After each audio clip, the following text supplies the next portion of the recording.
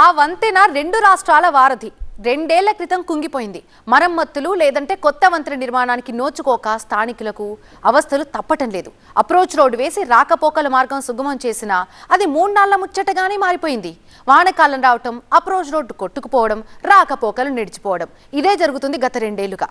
వానకాలం ఆ వంతెన వేద తెలుసుకోవాలంటే ఆదిలాబాద్ జిల్లాకి వెళ్లాల్సిందే. 2 రాష్ట్రాలు, 3 జిల్లాలు, 4 మండలాలు, 80కి పైగా గ్రామాలు, వీటన్నిటినీ కలిపే వారధి తర్నం బ్రిడ్జి.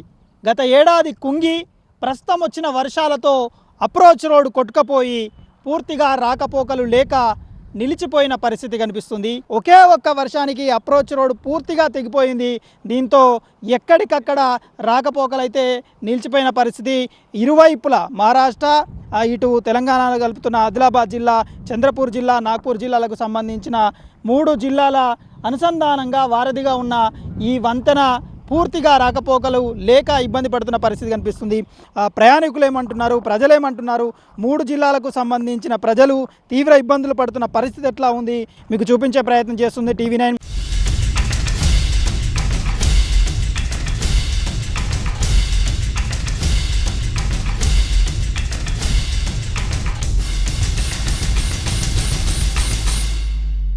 ఆదిలాబాద్ జిల్లా జైనాథ్ మండలం తర్నం వంతెన మహారాష్ట్ర తెలంగాణ ప్రజల మధ్య బంధాలు అనుబంధాలను కలుపుతూ సాగే వంతెన. జాతీయ రహదారి 353B, జాతీయ రహదారి 44ని కలుపుతూ సాగే రహదారి. 35 ఏళ్ల క్రితం తరోడా గ్రామం దగ్గర తర్నం బాగుపై ఈ వంతెన నిర్మాణమైంది.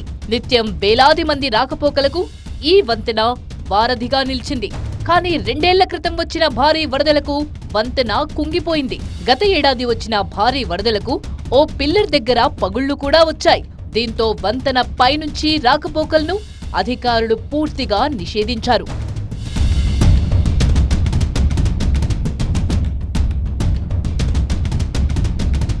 భారీ వాహనాల రాకపోకలకు వీలుగా పక్కనే అప్రోచ్ రోడ్ నిర్మించారు. అయితే అది 3 నాళ్ల ముచ్చటే అయింది. వారం రోజుల క్రితం కురిసిన భారీ వర్షానికి తర్నం వంతెన అప్రోచ్ రోడ్ కొట్టుకుపోయింది. ఫలితంగా మహారాష్ట్ర చంద్రపూర్, ఆదిలాబాద్ జిల్లా మధ్య రాకపోకలు నిలిచిపోయాయి. पावसात आता रोड खराब झाला तर असंच जायचं, पैदल जायचं. काय करायचं? रस्ता असा आहे आता, येथून पैदल तिकडे जावं लागते, तिथून तिकडून जावं म्हणलं तर सहन होत नाही, गाड्या चक्कर येते. इकडून असं जावं लागते. काय करते? लग्नाला टाइम होऊन जाते, लग्न भेटायला कठीण आता. తర్నం వంతెన అప్రోచ్ రోడ్ కొట్టుకుపోవడంతో ఆదిలాబాద్ జిల్లా జైనథ్, బేల మండలాలతో పాటు సరిహద్దు చంద్రపూర్ మహారాష్ట్రకు రాకపోకలు నిలిచిపోవడంతో ఏకంగా 80 గ్రామాల ప్రజలు ఇదిగో ఇలా నడకదారినే నమ్ముకొని నిత్యం ఇబ్బందులు పడక తప్పడం లేదు. అటువైపు తర్నము, ఇటువైపు జైనత్కు సంబంధించిన బేల్ తరోడా గ్రామాల మధ్య ఉన్న వంతెనను దాటేందుకు ఈ విధంగా కాలినడకనే నమ్ముకుంటున్నారు. కాలినడకల వృద్ధులు, చిన్నపిల్లలు అందరూ కూడా కాలినడకనే రావాల్సిన పరిస్థితులు ఏర్పడుతున్నాయి. తీవ్ర ఇబ్బందులు పడుతున్నాయి. ఎక్కడి నుంచి వస్తున్నారండి? బేల ఎట్లా ఉంది ఈ సమస్య? ఏం పరేషాన్ ఇది ఏమిటి ఇది ఉత్తగా ఏం చెప్తున్నారు? ఎప్పటి వరకు చేస్తా అంటున్నారు వాళ్ళు? సంవత్సరం అంటారు కానీ సంవత్సరంలాగా చెయ్యాలి వాళ్ళు. సంవత్సరం చేస్తామని చెప్పుడు చెయ్యాలి. సంవత్సరంలో కాదు, వాళ్ళు చెయ్యలు. ప్రతి వర్షాకాలం ఇట్లా ఉంటుంది అంటే 3 ఏళ్ళ సంధి, లేకుంటే ముందు మించి ఉండేది.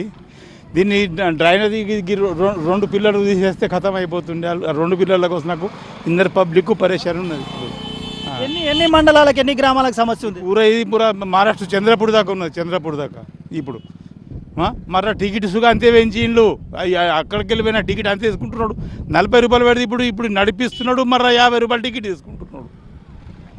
ఏమి ఇది? ఎక్కడికి పోతున్నారు మీరు? మేము అట్లా పోతున్నాం. ఇక వీడికి బేల నుంచి వచ్చినాం, అట్లా పోతున్నాం.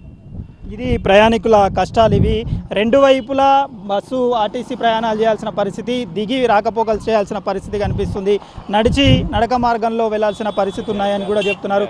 తీవ్ర ఇబ్బందులు పడుతున్నారు. ఎక్కడి నుంచి వస్తున్నారు? కరంజీ. ఎట్లా ఉంది ఈ పరిస్థితి? ఘోరంగా ఉంది సార్. బీడిది లేక వర్షాకాలం బాగా ఇబ్బందిగా ఉన్నది. నడిచే పోవాల్సిన పరిస్థితి. ఎట్లా ఆటోలోకి వస్తారా, బస్సులోకి వస్తారా? ఏది వీలైతే అది సార్. ఇక ఏది దొరికితే అది. ఏదో టైంకు అందాలన్నట్టు పోవాలా, పనులు చేసుకొని రావాలని పెళ్ళుడు బాగా కష్టం ఉన్నది. ఇది ఇక్కడ ప్రయాణికులు చెబుతున్నది తీవ్ర ఇబ్బందులు పడుతున్న పరిస్థితులు అయితే కనిపిస్తున్నాయి. పిల్లలను వృద్ధులను కాలినడకనే నమ్ముకొని రావాల్సిన పరిస్థితులు ఉన్నాయి అని చెప్తున్నారు. అయితే 353 ఈ జాతీయ రహదారి ఏదైతే ఉందో ఈ జాతీయ రహదారి నిర్మాణం అయితే కొనసాగుతుంది. మహారాష్ట్రలోని చంద్రపూర్ జిల్లా నుంచి 33 కిలోమీటర్లు శంకర్లొద్దికి సంబంధించిన ప్రాంతం నుండి శంకర్గూడ ప్రాంతం నుండి జైనత్ మండలానికి సంబంధించిన ప్రాంతం వరకు వస్తున్న పరిస్థితులు కనిపిస్తున్నాయి. అయితే కుంగిన వంతెన పిల్లర్లపై అత్యవసర విపత్కర పరిస్థితుల్లో రవాణా సంబంధాలు మెరుగుపరచడానికి యుద్ధ ప్రాతిపదికన నిర్మించే బెయిలీ తరహా బ్రిడ్జిని నిర్మించాలని డిమాండ్ చేస్తున్నారు స్థానికులు. వర్షాకాలాన్ని వరదల తాకిడిని తట్టుకునే సామర్థ్యం బ్రెయిలీ బ్రిడ్జ్ కు ఉంటుందంటున్నారు నిపుణులు. 5 కోట్ల వ్యయంతో యుద్ధ ప్రాతిపదికన నిర్మాణం కోసం ప్రతిపాదనలు పంపుతున్నట్లు జాతీయ రహదారుల విభాగం అధికారులు సైతం చెబుతున్నారు.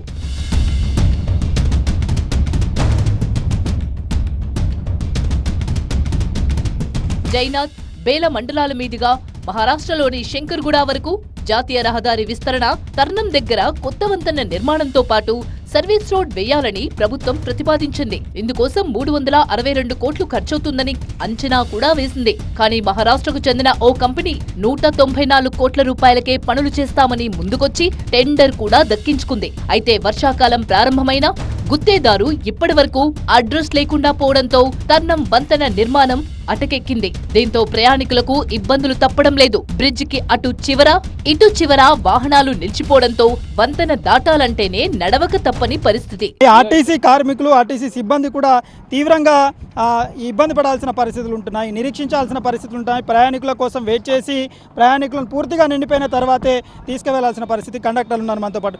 ఎట్లా ఉంది వంతెన కుంగిపోయిన తర్వాత, అప్రోచ్ రోడ్ తెగిపోయిన తర్వాత ఎట్లా ఉంది? ట్రాఫిక్ అయితే ఫుల్ ఉంటున్నది. ఆపి పంపాలంటే ఆడ నుంచి ఒక బస్ వచ్చినాక ఇటు నుంచి నింపి పంపులు అంతే. ఎంత సమయం వెయిట్ చేయాల్సి వస్తుంది? 10-15 మినిట్స్ లోపల అయిపోతున్నాయి అంతే. అటు 3-4 బస్సులు ఉన్నాయి, ఇటు 3-4 బస్సులు ఉన్నాయి. అంతసేపు ఆగి ఉట్టిగా నింపే వరకు అప్పుడు అంతే. ఇది పూర్తిగానైతే ప్రయాణికులను చూడొచ్చు, కిక్కిరిసిపోయి ఆ ప్రయాణికులు ప్రయాణాలు సాగిస్తున్న పరిస్థితి కనిపిస్తుంది. ఈ వంతెన కుంగిపోవడం కారణంగా ఇబ్బందులు ఏర్పడుతున్నాయి. ఎక్కడి నుంచి ఎటు పోతురే? హైదరాబాద్ పోతున్నాం. బాగా పరిశాన్ ఉన్నది. పూలు పోయి ఓళ్ళు పట్టించుకోకలేరు, కార్యకర్తలు అంతా పరిశాన్ ఉన్నది. రోజు ఇట్లనే పోవాల్సి వస్తుంది.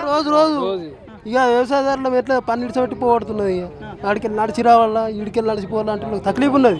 బ్రిడ్జి మీదకు వాహనాలు వెళ్లే పరిస్థితి లేకపోవడంతో తమకు పూర్తిగా గిరాకీ పడిపోయిందంటూ ఆవేదన వ్యక్తం చేస్తున్నారు ఆటో డ్రైవర్లు. ప్రయాణికులు ఎవరు ఎక్కుతలేరు ఆటోలలో? అస్సలు ఎక్కడలేదు, ఎవరు ఎక్కుతలేరు. బస్సులు 10 నిమిషాలకు ఒక బస్సు ఉంది. బస్సులలోనే వెళ్ళిపోతున్నాం. ఉచిత ప్రయాణాల వల్ల ఎవరు అనేది మా ఆటోల వైపే చూస్తలేరు. రోజు ఎంత వస్తుంది అందాదా? 200 వస్తున్నారు సార్. అంతకుముందు ఎట్లా ఉండే పరిస్థితి? అంతకుముందు మొత్తం బడి పిల్లల ఫీజులు అవి ఇవి ఎట్లైనా అడ్జస్ట్ అవుతున్నాయి. ఇప్పుడు అవి కూడా లేదు, ఏమి లేదు. మొత్తానికి వంతెన కుంగిపోయిన తర్వాత మరింత కష్టాలు. ఇంత కష్టం కదా సార్. దీని ఒక్కొక్కసారి బోని అవుతలేదు, ఒక్కొక్కసారి బోని అవుతలేదు. 2 రాష్ట్రాల ప్రజల ప్రయాణ కష్టాలు తీర్చేలా కుంగిన పిల్లర్ దగ్గర స్టీల్ వంతెన బిగించే ప్రక్రియను పరిశీలించాలని MLA Payal Shankar, MP Godam Nagesh NHAI అధికారులను కోరడంతో అధికారులు స్పందించి తర్నం వంతెనను పరిశీలించారు కూడా. స్టీల్ వంతెన నిర్మాణానికి 5 కోట్ల విడుదల ఆలోచనలో ఉన్నట్టు సమాచారం. చూడాలి మరి ఈ ఏడాదైనా తర్నం వంతెన కష్టాలు తీరుతాయో లేదో.